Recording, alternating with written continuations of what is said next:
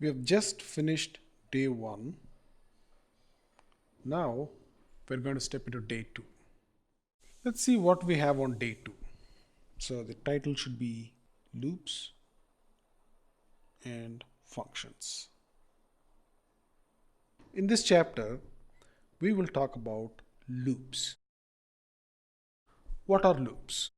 In the previous chapters, we have talked about some kind of flow control statements. Specifically, we have talked about if statement, right? Elif statement and then else statement. These were examples of flow control statements. In this chapter, we are going to talk about another kind of flow control statements called loops. What are loops? Well, we know what loops are, right? Loop is anything that goes round and round and round forever until something changes,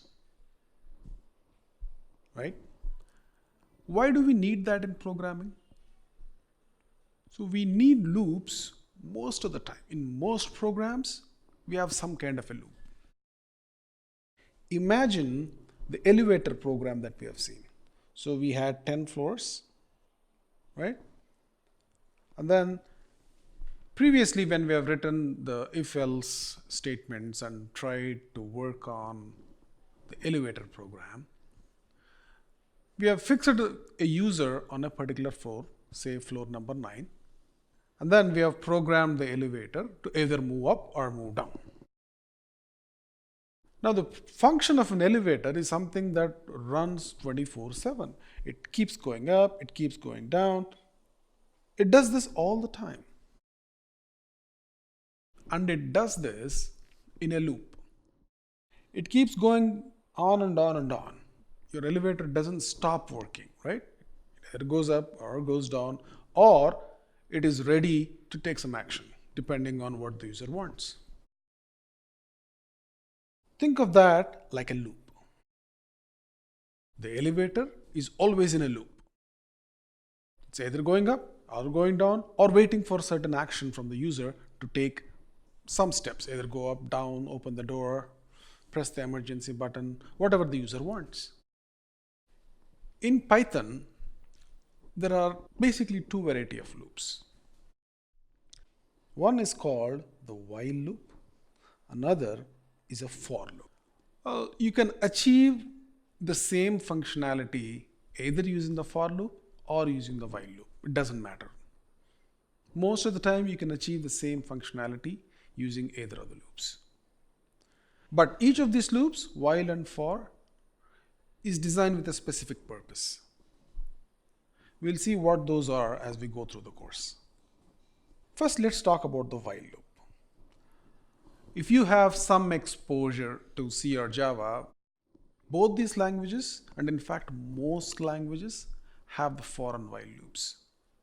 But if you have not seen what a for or while loop is, don't worry, we'll talk about this in detail. So first, while loop. What is a while loop? Well, here is the structure of a while loop. Just like we have seen the structure of an if statement, this is the structure of a while loop. The syntax goes like this. By the way, this is not a capital W, this is a small w. Capital W is not a recognized keyword. All keywords are always in small. So while, and then just like an if condition, we have a condition here that can either evaluate to a true or a false. That's the only possibility. It cannot be any numbers. So there is an expression that evaluates either to a true or false. And then just like any other block, we put a colon. And the moment you put a colon, Python is expecting that you write a block of code. And what's a block of code? Anything with a certain set of indentation. In this case, this is the indentation. So every line of code within that indentation becomes part of the while loops block. So as long as it's true, it'll keep repeating this. So that's the difference between the if statement and the while statement. The if statement is also very similar. It also evaluates an expression. It also has a colon, and then it also has a block. But the difference between while and if only runs this block once, only. The while statement, on the other hand, keeps looping on this block, and every time it loops, it checks this expression. Is this true? Only if it's true, it runs that block. If it is not true, it just breaks that execution and comes back to the next line of code. That's a while block. Like I said, it's almost similar to the if block, except that it goes round and round in the loop and executes the same block of code again and again until some point in time when this expression evaluates to false. Right? So while loop is all about repeatedly executing the same block of code again and again until the expression evaluates to false. That is a while loop.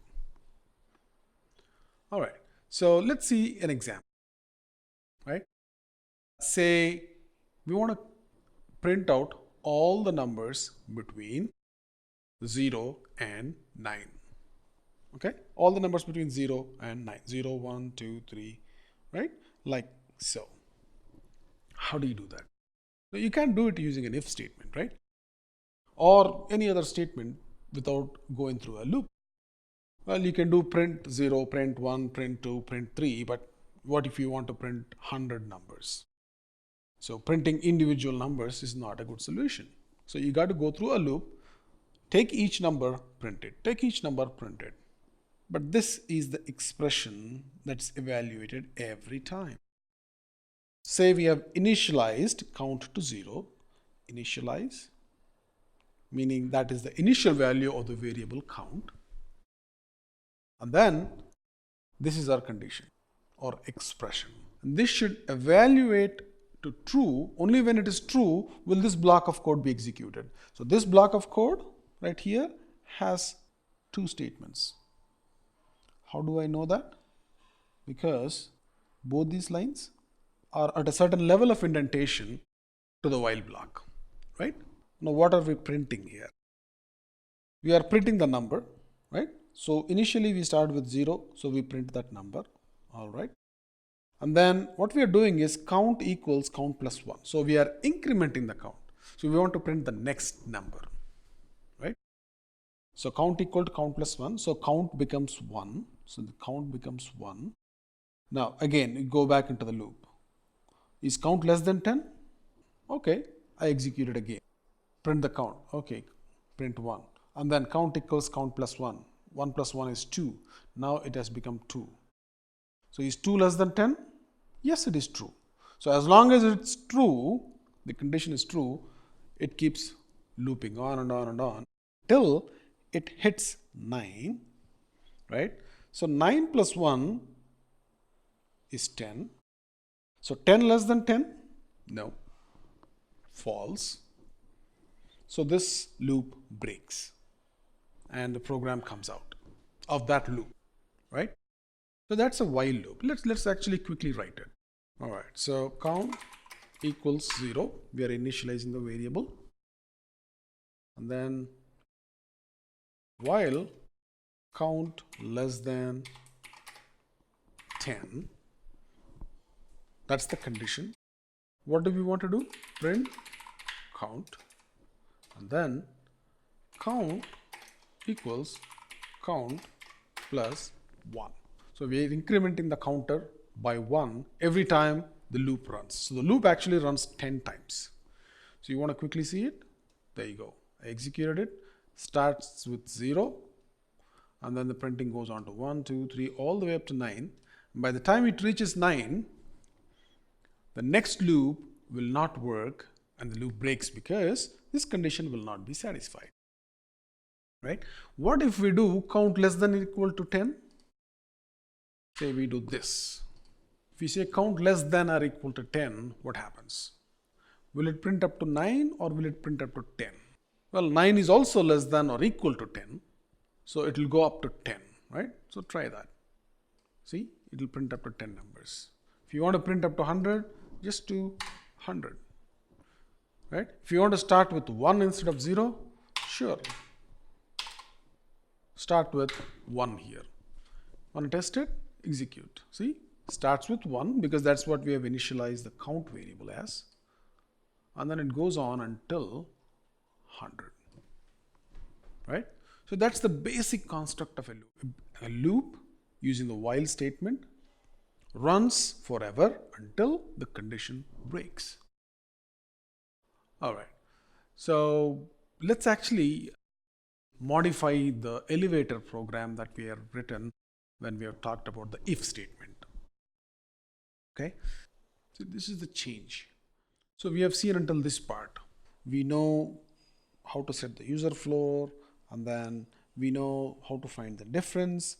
We know what should happen when the difference is either less than 0, greater than 0, or equal to 0. But previously, we have used the if statement here. So it only ran once and then it stopped. Right? It ran once and it stopped. Now, we are trying to work this using a while loop so that the elevator is constantly running, either up or down or opening the door. Just 3 acts that it can perform. Right? The key is to make sure that you write the while loop in such a way that the loop at some point breaks, because if the loop goes on indefinitely, the program will never come out. You don't want that to happen.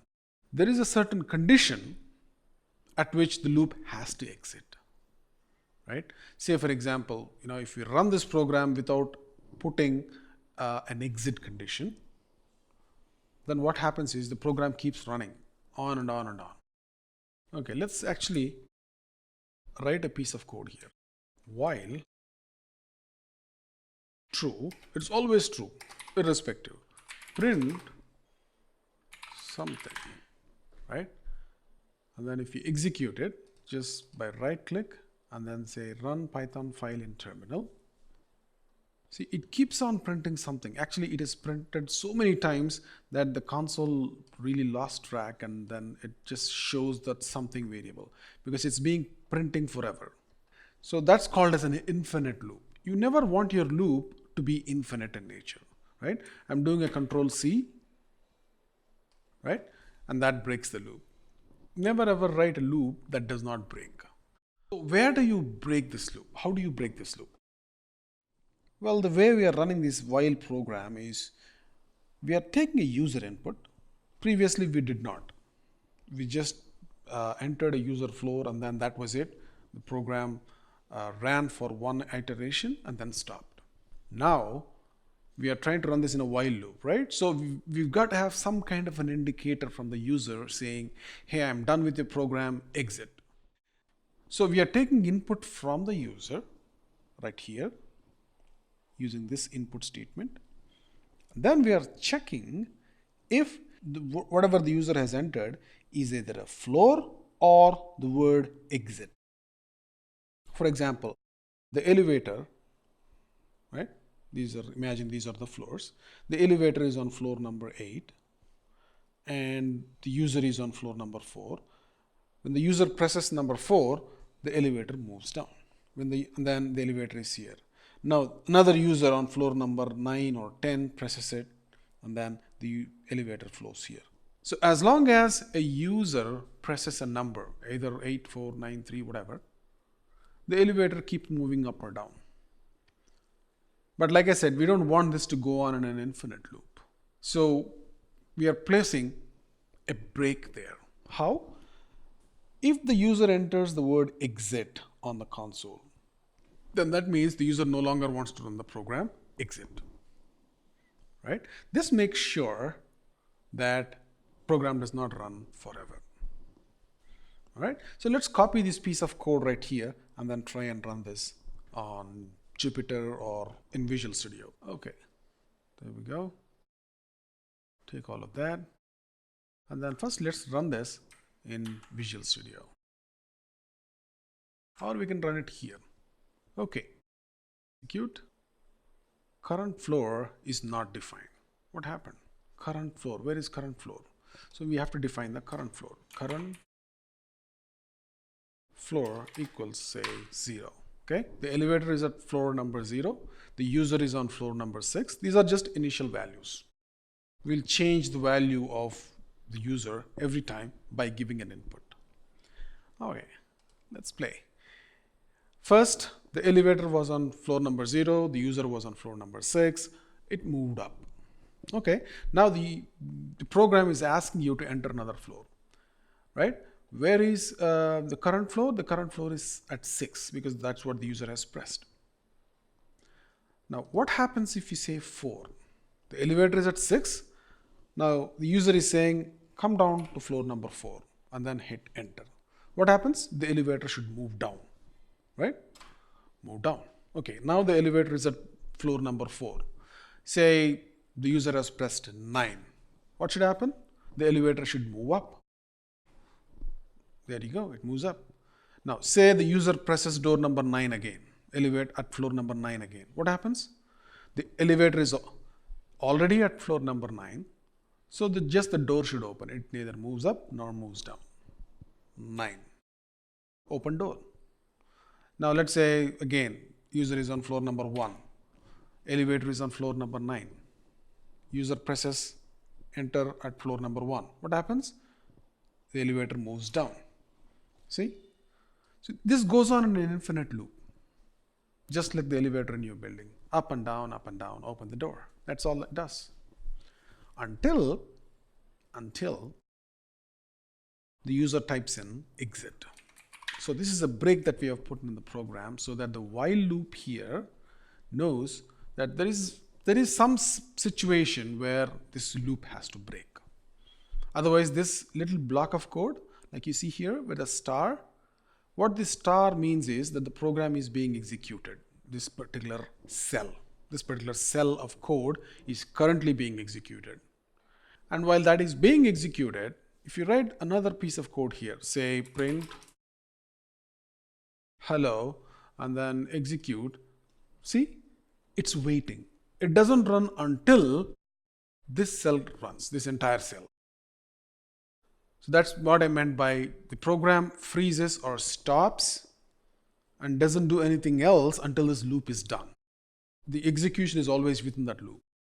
So we have put a break statement here that says if the user enters something like exit, then break it. And then when you type in exit, hit enter, this loop should break. Now we are free to write more lines of code like print, enter. That works. So this cell has finished executing. Couple of nuances here. When we enter some text, like we have been entering floor number 4, floor number 5, so on and so forth, it's typically taken in by Python as text. So the user underscore floor becomes text. Now, text is something we cannot compare with numbers like less than 0, greater than 0. You can't compare number 3 like this in text with 0. That's not possible. But you can compare 3 with 0, 3 as a number. This is possible. But 3 as a string is not possible. A string cannot be compared with a number, right? So because of that, what we does is, unless the user enters the word exit, convert whatever the user has entered as a floor to an integer. Remember, this is called type conversion. And that's what we are storing in user underscore floor. And as long as user underscore floor is not exit, this goes on in an infinite loop. So here is a quick comparison of the actual code. So this is the code. And this is just an illustration. The way we write the while program is while, and then this is the condition. So this is the condition. And as long as that condition is true, everything within that block, whatever you see here, right? All of that will be executed until this little piece of code breaks.